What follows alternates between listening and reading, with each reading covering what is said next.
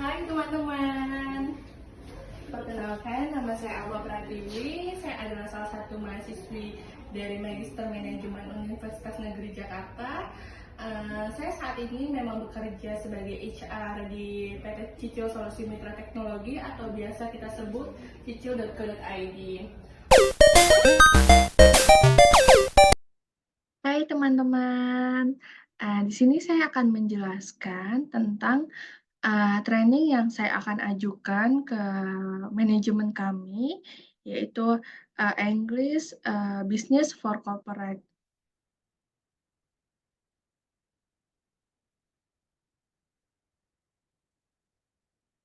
Oke, seperti dengan slogan kami yaitu Grow with Cicil, di sini saya sebagai HR menginginkan seluruh karyawan itu mendapatkan pengembangan untuk diri mereka sendiri. Lalu di sini saya akan menjelaskan tentang latar belakang kenapa saya menginginkan untuk mengajukan training English Business for Corporate. Ya, kita akan throwback sebentar. Jadi sebenarnya peralihan kepemilikan dari PT Cicil Solusi Mitra Teknologi atau CTI Group yang memang awalnya itu sebagian besar sahamnya itu berada di bawah naungan Sinarmas Group pada tahun 2023. Namun memang di awal Januari 2024 lalu saham ini dialihkan ke perusahaan Ventura asal Hong Kong yang membuat beberapa aspek yang ada di dalam perusahaan ini menjadi totali berubah. Yang berubah apa sih gitu?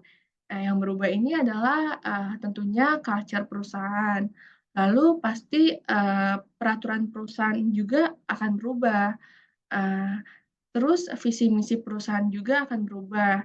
Dan tentunya produk atau market dari perusahaan tersebut juga pasti akan berubah gitu.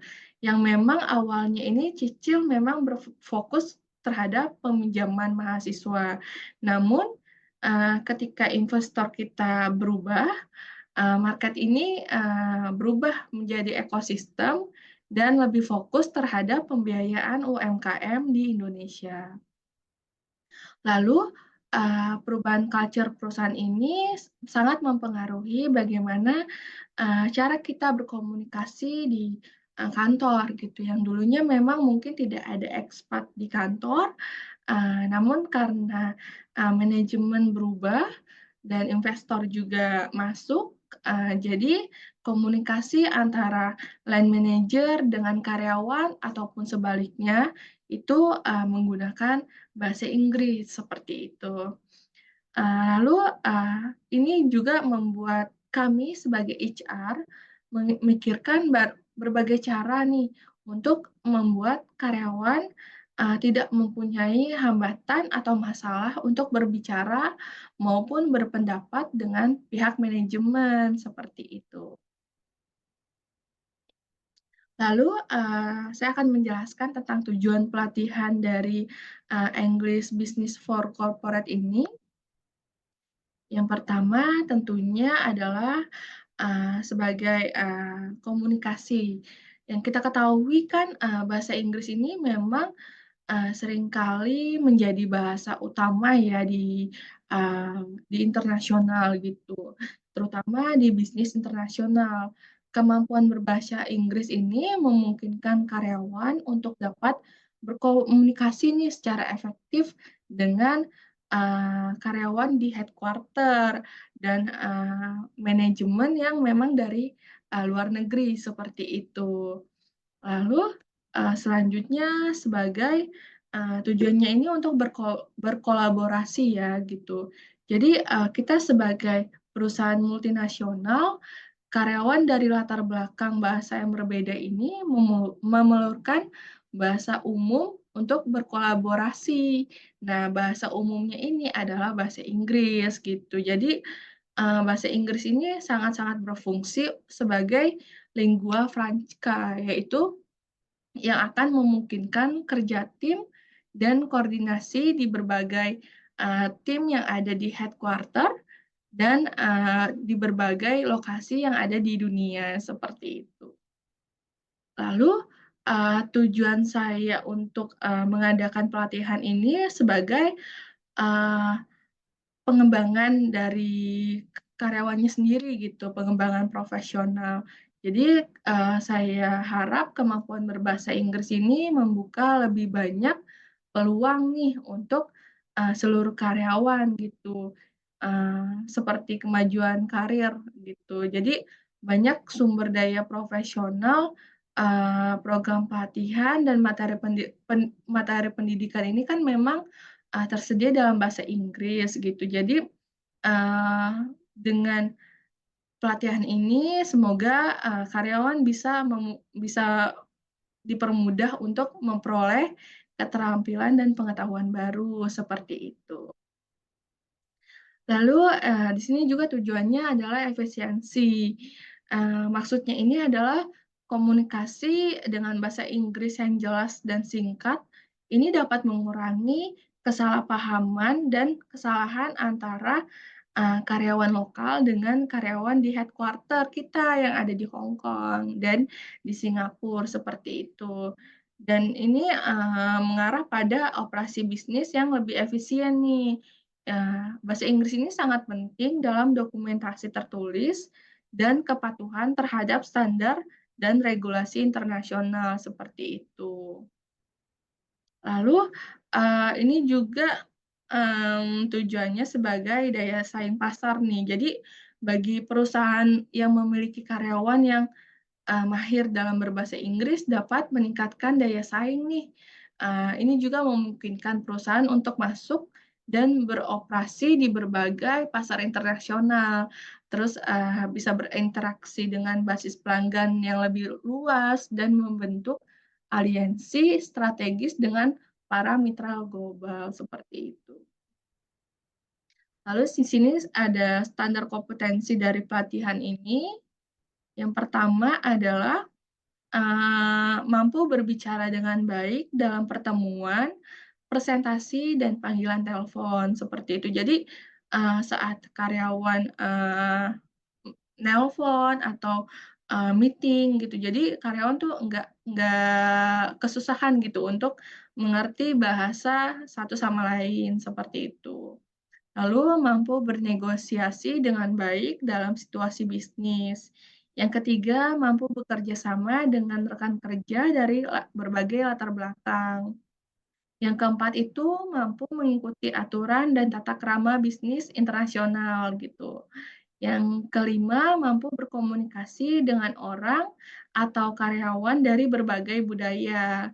Lalu yang terakhir, memahami bagaimana bisnis bekerja secara global. Nah, itu adalah standar kompetensi dari, English Business for Corporate ini. Lalu selanjutnya siapa sih, target pesertanya dan, berapa sih biaya trainingnya? Kita masuk ke target peserta. Target peserta ini, memang seluruh karyawan cicil dengan, syarat dan ketentuan yang berlaku, seperti itu. Nah, biaya trainingnya ini memang, saya sudah, apa ya, sudah pitching beberapa vendor seperti itu dan, akhirnya kita memilih satu vendor yang memang harga trainingnya itu di tengah-tengah, seperti itu. Jadi 4 juta per month per employee, seperti itu. Nah, biaya ini juga belum termasuk, diskon atau potongan harga yang akan diterapkan atau yang akan diberikan oleh penyelenggara training tersebut. Jadi 4 juta ini per employee, itu ada diskonnya lagi, seperti itu. Oke, lalu kita masuk ke mekanisme training. Oke, dari awal kan saya bilang ya kalau misalkan, pesertanya itu ada syarat dan ketentuan yang berlaku. Jadi, sebelum training ini dilakukan akan ada pretest atau pemetaan level bahasa Inggris para karyawan nih.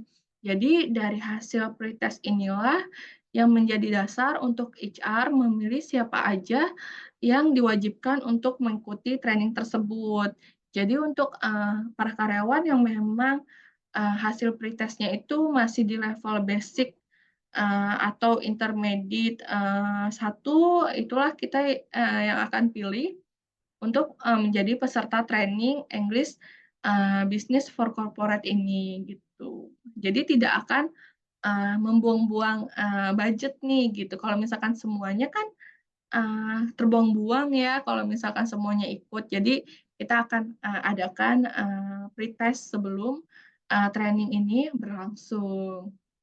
Lalu yang kedua itu ada jadwal training.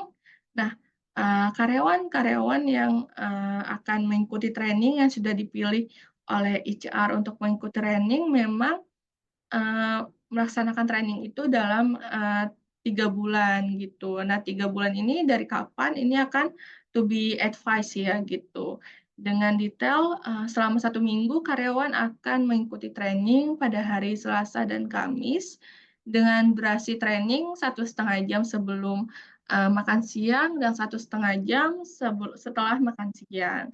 Kenapa saya memilih hari Selasa dan Kamis? Karena saya melihat di hari Selasa dan Kamis memang pekerjaan kita atau meeting-meeting dari, beberapa karyawan tidak terlalu banyak, seperti itu. Lalu kenapa sih saya memilih 1,5 jam sebelum, makan siang dan 1,5 jam setelah makan siang? Jadi, saya lihat memang sebelum makan siang biasanya meeting kita itu tidak terlalu banyak, lalu, pekerjaan kita juga tidak terlalu banyak, seperti itu. Jadi saya pilih di jam tersebut. Nah, lokasi training ini memang kita memakai, kantor kita sendiri, di salah satu ruangan meeting yang, punya kapasitas, agak luas seperti itu, yang bisa menampung 10 sampai 20 orang. Nah, itu ada di Menara Tekno lantai 9, seperti itu. Lalu kita masuk ke metode training. Jadi metode training ini memang yang pertama adalah pemaparan materi oleh, narasumber kita, lalu setelah pemaparan materi, narasumber akan memberikan soal yang untuk dikerjakan oleh masing-masing peserta training. Lalu setelah dikerjakan, soal tersebut, eee masuklah ke pembahasan soal atau diskusi jawaban soal. Lalu setelah pembahasan soal, jika ada yang ingin ditanyakan oleh peserta training, maka bisa ditanyakan pada, sesi tersebut. Lalu model training ini memang, dilakukan secara luring ya di kantor gitu, karena memang, sistem kerja kita sudah berganti dari, full WFH atau hybrid menjadi full WFO. Jadi, memang karyawan kita semuanya ada di kantor dari Senin sampai Jumat, gitu. Lalu, kita masuk ke materi training. Ya, di materi training ini yang akan dibahas di topik, English Business for Corporate adalah yang pertama adalah basic understanding of communication in English. Jadi di sini adalah, dasar-dasarnya, untuk komunikasi dalam bahasa Inggris. Lalu yang kedua itu ada evaluation and revaluation of the English language. Yang ketiga itu ada English language as a self-study. Lalu yang keempat itu ada basic structure, patterns, and not grammar. Yang kelima itu ada a test of English in banking, the language of marketing English, presentation and negotiation skill. Lalu selanjutnya ada business and popular vocabulary building and comparison. Lalu selanjutnya ada word art tools using the exact words quickly and easily. Lalu selanjutnya ada reading for pronunciation and reading for understanding. Lalu selanjutnya ada business English listening and speaking. Dan yang terakhir ada tips on business English writing. Nah, materi training ini seluruhnya akan dibagikan setelah pembelajaran setiap babnya itu selesai melalui soft copy agar, kita, paperless seperti itu kepada masing-masing peserta. Jadi kalau misalkan soft copy kan, mereka akan bisa, buka nih kapan saja, di mana saja gitu, baik di handphone, ataupun di iPad mereka, ataupun di laptop mereka masing-masing, seperti itu. Lalu, kita masuk ke evaluasi training.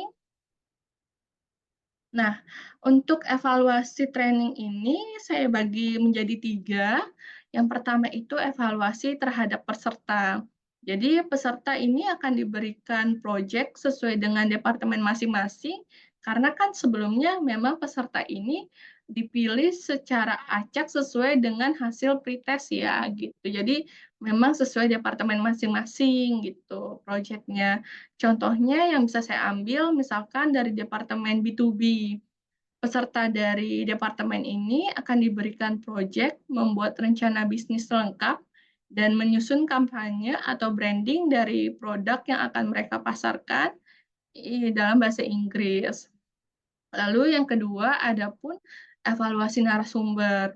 Nah, untuk evaluasi narasumber ini berbentuk GIFOM. Nah, GIFOM-nya ini akan dikirimkan oleh HR untuk peserta training, isi dengan jangka waktu sampai dengan hari itu selesai gitu ya, sampai dengan end of business gitu. Jadi sampai dengan jam 5 dari training yang selesai, misalkan trainingnya selesai jam setengah 2. Nah, sampai jam 5 itu G-form-nya harus diisi dan diberikan dan disubmit kembali kepada HR. Lalu ada evaluasi penyelenggara training. Nah, form evaluasi ini akan dikirimkan juga oleh HR melalui G-form. Nah, evaluasi ini sebagai penilaian nih terhadap training yang HR selenggarakan untuk para peserta. Nah, form ini akan kami kirimkan setelah training tersebut memang sudah selesai gitu selama 3 bulan, gitu. Jadi kalau misalkan di akhir training, sampai 3 bulan baru kita, mengirimkan form evaluasi ini, seperti itu. Nah, di sini kita sampai kepada, fasilitator. Jadi memang fasilitatornya ini Dokter Andes Lucuwik Suparmo. Nah, siapa sih, fasilitator kita ini? Beliau ini memang memulai karirnya dari bawah nih ketika berumur 20 tahun sebagai detailer atau promosi obat secara ilmiah. Kemudian meningkat ke jenjang supervisor, lalu field manager, lalu commercial officer, lalu manajer periklanan, dan manajer komunikasi. Nah, sejak 20 tahun terakhir menjadi konsultan komunikasi dan manajemen, trainer dan pengajar di beberapa institusi perguruan tinggi, Lujit mendapat pendidikan dan pelatihan manajemen di Manila, Filipina, untuk presentasi skill dan negosiasi skill di London. Setelah terjun sebagai praktisi langsung, dia menyempatkan diri di hari tuanya untuk menyelesaikan pendidikan master S2-nya dalam waktu 18 bulan dan lulus sebagai peserta terbaik. Nah, dia ini memang salah satu narasumber yang memang terkenal lah di bidang komunikasi. Gitu. Oke, selesai presentasi saya untuk training English Business for Corporate. Terima kasih teman-teman. Assalamualaikum warahmatullahi wabarakatuh.